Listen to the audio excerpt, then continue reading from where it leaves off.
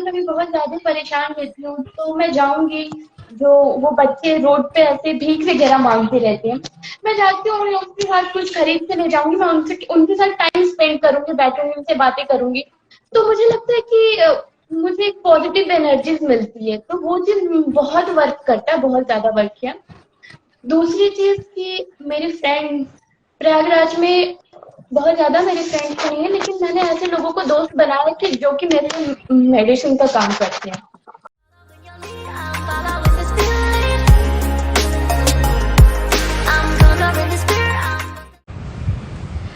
कहते हैं कि आज मेहनत कमाई से ज़्यादा करो और एक दिन आपकी कमाई मेहनत से ज़्यादा होगी। हाय गाइस, आप देख रहे हैं positive talk with Akanksha podcast, जहां पर मिलता है आपको रियल मोटिवेशन। जी हाँ, और मैं हूं आपकी दोस्त और होस्ट आकांक्षा सेंगर।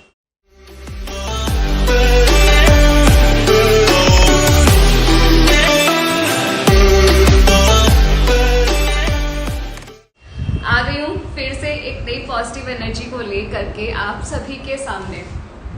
तो रेडी हो जाइए आज की पॉजिटिव वाइब्स लेने के लिए, क्योंकि आज की जो हमारी पॉजिटिव वाइब्स देने आ रही है वो एक स्टूडेंट है। स्टूडेंट है मीन्स एक यंग पर्सन है, और यंग लोगों में कितनी एनर्जी होती है वो तो सभी को पता है।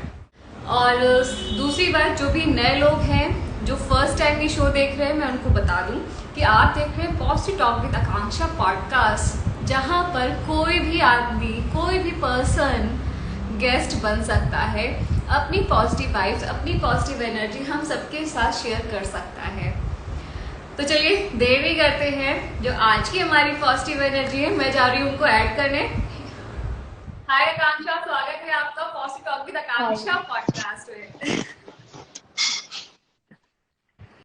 कैसा लग रहा है एक ऐसा पॉडकास्ट जिसका लास्ट में नेम भी तुम्हारे जैसा है, मतलब तुम्हारा ही सबसे सिमिलर पहले है। थैंक्स, मैं मतलब आपको थैंक्स कहना चाहती हूँ। आपने इतना अच्छा मतलब मौका दिया बोलने का, क्योंकि कभी कभी हमारे अंदर बहुत सारे थॉट्स होते हैं ना, तो हमें वो एक्सप्रेस करने का जरिया नहीं मिलता है।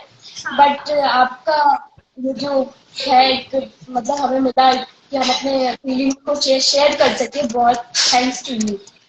तो चलिए आकांक्षा शुरू करते हैं इस प्रोग्राम को।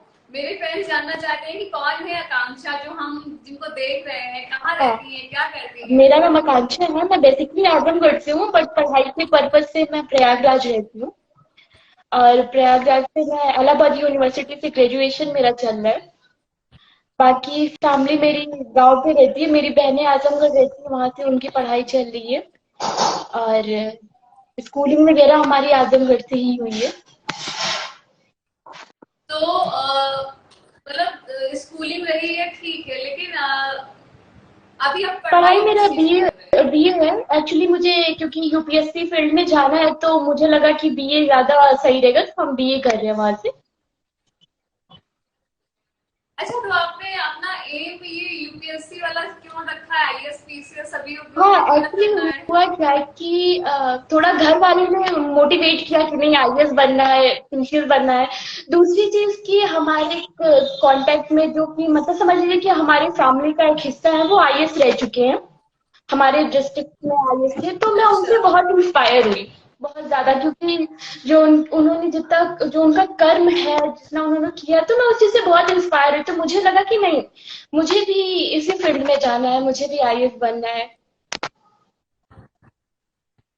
तो अच्छा, मतलब हम मतलब जो मैंने अपना टारगेट बना के रखा कि लोग एक दूसरे को मोटिवेट इंस्पायर कर हाँ हाँ। सकते हैं, एग्जैक्टली ऐसा होता है। अच्छा आकांक्षा, हम पूरा आपके बारे में जानना चाहेंगे, आपके पेरेंट्स के बारे में, आपकी फैमिली के बारे में, कैसी आपकी लाइफ की जर्नी अभी तक रही। तो मेरी फैमिली में हम बहनें हैं, हम चार बहनें। एक्चुअली हम पांच बहनें थे, लेकिन एक थोड़ा सा प्रॉब्लम हुई सितंबर में, तो हमने अपनी एक बहन को खो दिया। बाकी फादर हमारे एडवोकेट है, मम्मा हमारी हाउस वाइफ है, और मैं बहनों में सबसे बड़ी हूँ। और बाकी सबकी स्कूलिंग चल रही है। अच्छा, हाँ मतलब आप सबसे बड़े हैं, अभी आपकी एक सिस्टर को आपने हाँ खोया है। अच्छा, अब आप लोग हाँ, तीन हम लोग सिस्टर चार हैं, चार सिस्टर सिस्टर हैं। हैं शायद।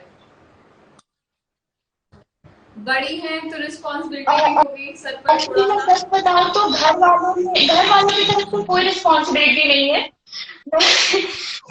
घर हाँ। वालों ने कभी नहीं कहा कि तुम बड़ी हो तो तुम्हारे पे ये जिम्मेदारी, बस मुझे ये जिम्मेदारी है कि हाँ तुम्हें पढ़ना है, कुछ करना है। बाकी तुम्हारी बहनें हैं तो बहनों का भी मतलब ये रहता है कि तुमको बहनों को गाइड करना है, बस मुझे यही रिस्पॉन्सिबिलिटी मिली है मेरी फैमिली से।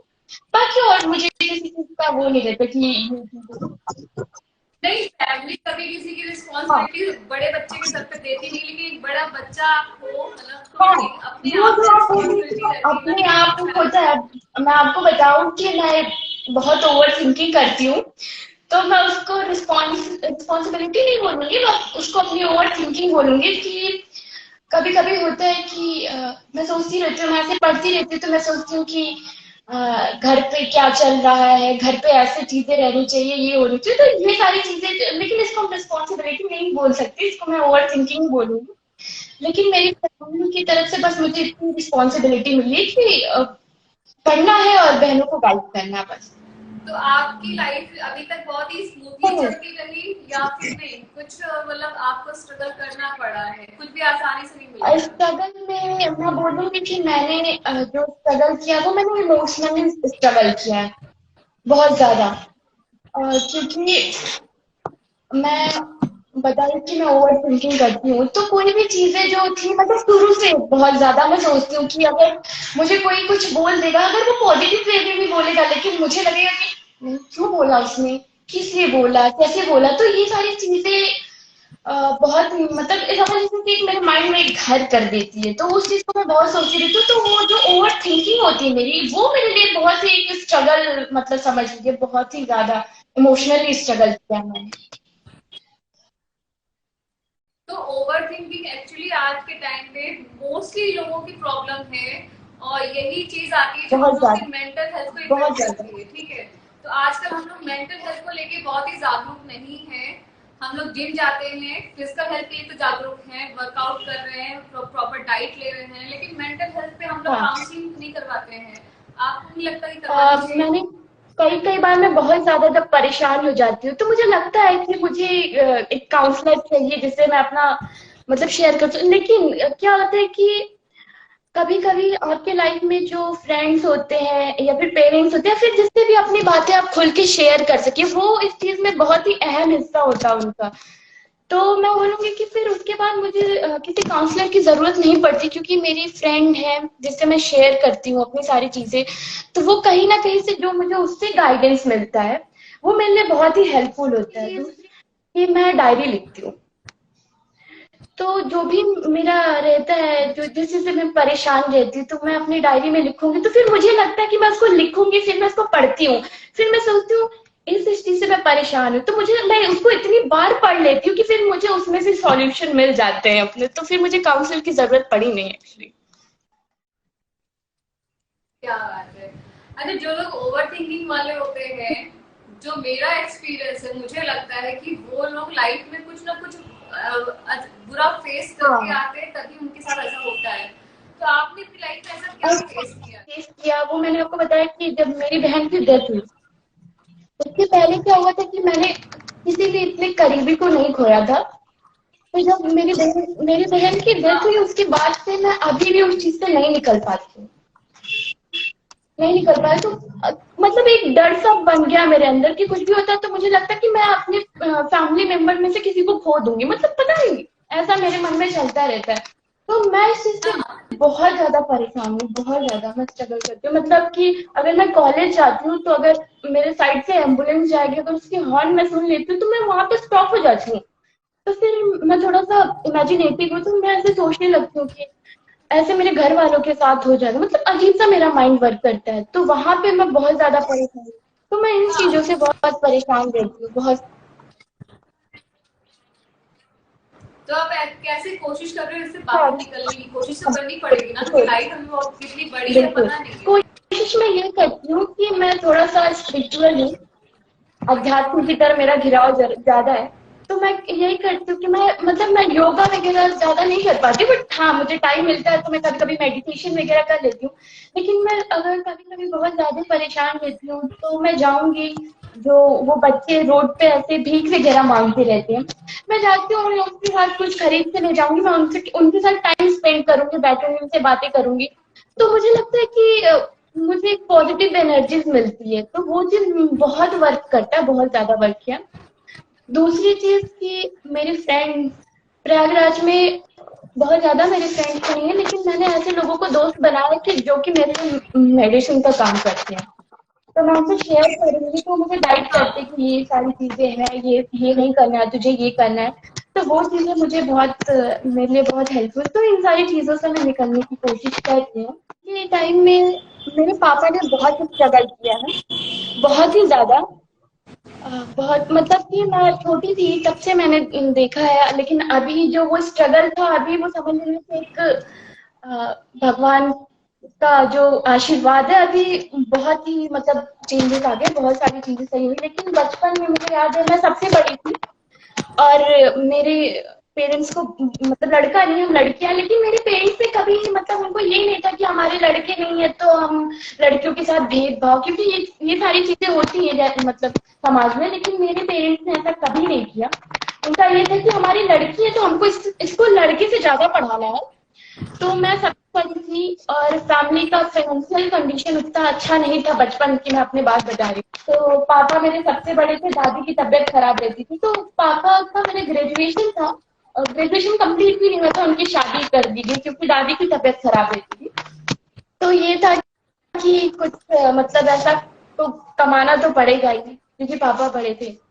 तो मुझे याद है कि पापा ने लाइन मैन की जॉब करी थी एक टाइम पे, और उसके बाद एक मतलब वो पीआरडी करके एक जॉब आती, जो हमें सिक्योरिटी गार्ड की जॉब आती, पापा ने वो जॉब करी थी। लेकिन हमारे पेरेंट्स ने खुद स्ट्रगल किया, बट उन्होंने अपने बच्चों को कभी स्ट्रगल नहीं करने दिया, क्योंकि होता है ना, अगर आपके पेरेंट्स स्ट्रगल कर रहे हैं तो उसका इफेक्ट आपकी लाइफ में भी पड़ता है। क्योंकि अगर आपको कुछ हाँ। चाहिए तो आपको सोचना पड़ता है कि हम कैसे मांगे अपने पेरेंट्स से। बट हमारे साथ ऐसा नहीं हुआ। मैं अगर मुझे कुछ भी चाहिए रहता था तो मुझे सोचना नहीं पड़ता था। पापा ने आज तक, मैं आपको रिकॉर्ड बता रही हूँ कि मैंने कभी भी पापा से बोला होगा कि पापा मुझे ये चीज चाहिए, तो पापा ने मेरे से कभी नहीं कहा कि मेरे पास पैसे नहीं। उन्होंने बोला ठीक है, एक दो दिन में कर देते, चाहे कुछ भी रहा हो।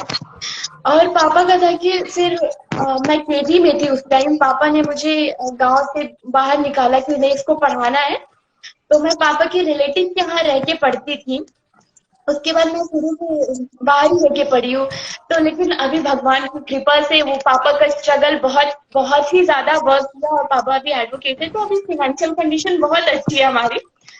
तो पापा को हमने स्ट्रगल करते हुए देखा, और आज भी करते हैं बहुत है, क्योंकि मैं बड़ी हूँ और मैं बहुत ज्यादा सोचती हूँ, तो मुझे इफेक्ट बहुत पड़ता है। मैं कभी मतलब मैं अपने पापा और मम्मी से बहुत खुल के बात नहीं कर पाती हूँ, क्योंकि मैं चीजों को सोचती हूँ कि मुझे पापा ने अगर इतना स्ट्रगल किया, अगर इतनी मेहनत करके वो पढ़ाए हैं, तो मुझे एक दिन उनके स्ट्रगल का जो रिस्पॉन्स है वो मुझे उनको देना है।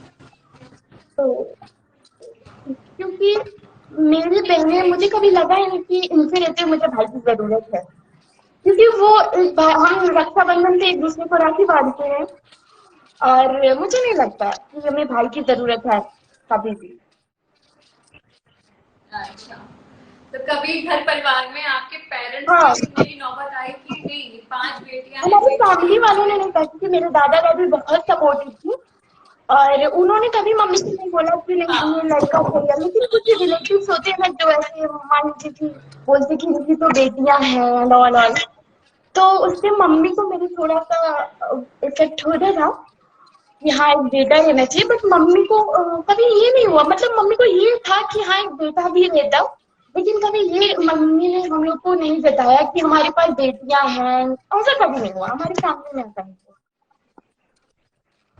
अच्छा, कैसा फील हो रहा है एक गांव से निकल के, एक गांव की लड़की बाहर शहर में रह के दूर इतना पढ़ रही है और कोशिश कर रही है आईएएस या उस लेवल पे जाने का? एक्चुअली मुझे बहुत बहुत ही अच्छा फील होता है जब मैं गांव जाती हूँ, छुट्टी होती है मेरी, मैं गांव जाती हूँ, अभी मैं गांव ही आई हुई हूँ। तो जब गांव की 3-4 औरतें आती है तो मुझसे पूछती है, बिटिया कबले बन गई हूँ अधिकारी, तो मुझे लगता है कि इनको कितनी होप है, मतलब मुझसे ज्यादा इनको है कि मुझे अब फिर वो एक होता है ना आपके अंदर और क्रेज पैदा करता है कि नहीं मुझे बनना ही बनना है। तो जब मैं गाँव जाती हूँ तो ऐसा सब लोग पूछते हैं कि बाहर रह के पढ़ रही है, कुछ तो बनेगी कुछ तो बनेगी। और पापा भी यही बोलते कि बेटा सब लोग तुमसे बहुत आस लगा के रखे हैं, तो वो चीज होता है, तो फिर वो आपके अंदर एक और क्रेज होता है कि हाँ अब तो मुझे बनना ही बनना है। अच्छा आकांक्षा, आई होप कि आपको इस शो के साथ जुड़ के बहुत अच्छा अच्छा लगा लगा। होगा, थोड़ा सा बहुत अच्छी एक्चुअली फीलिंग क्या था आई कि मैं होगी। बहुत दिनों से मैं सोच रही थी कि मेरे अंदर बहुत सारे फीलिंग्स थी, बहुत सारे थॉट थे, तो मैं सोच रही थी कि मैं कहाँ शेयर करूँ, कोई तो ऐसा मंच मिले मुझे। बट मुझे बहुत अच्छा लगा, बहुत अच्छा लगा। तो अगर आपके भी फ्रेंड सर्कल में या रिलेटिव्स वगैरह में ऐसे ही आप जैसे लोग हो जो अपनी भड़ास निकालना चाहते हैं, जो अपने आप की अंदर जो पॉजिटिव थॉट्स है, जो उथल पुथल है, जो भी चीजें हैं, अगर वो शेयर करना चाहते हैं नहीं 4 लोगों तक और पहुंचे, अगर आपको 100 लोग भी यहाँ देख रहे हैं, 100 लोगों तक भी आपकी आवाज जा रही है, तो वो 100 लोग भी आपको जी इन जी। फ्यूचर और बढ़ेंगे वो। तो वो चीज है, मेरी मेरी ये मतलब कोशिश है कि आपकी आवाज सिर्फ आपके शहर तक ना पहुंचे और भी बिल्कुल। शहरों तक पहुंचे। चलिए कांक्षा, बिल्कुल। फिर कभी मिलते हैं, बातचीत और आगे फिर कभी भी होगी, ठीक है। और मैं चाहूंगी कि आप अपने दोस्तों को जी इस शो के साथ जोड़े, उनको बिल्कुल। बताएं इस शो के बारे में, वो भी आए, वो भी अपनी पॉजिटिविटी यहाँ बांटें हम सबके साथ। थैंक यू और सो चलते मच हैं। Once again. बाय। बाय।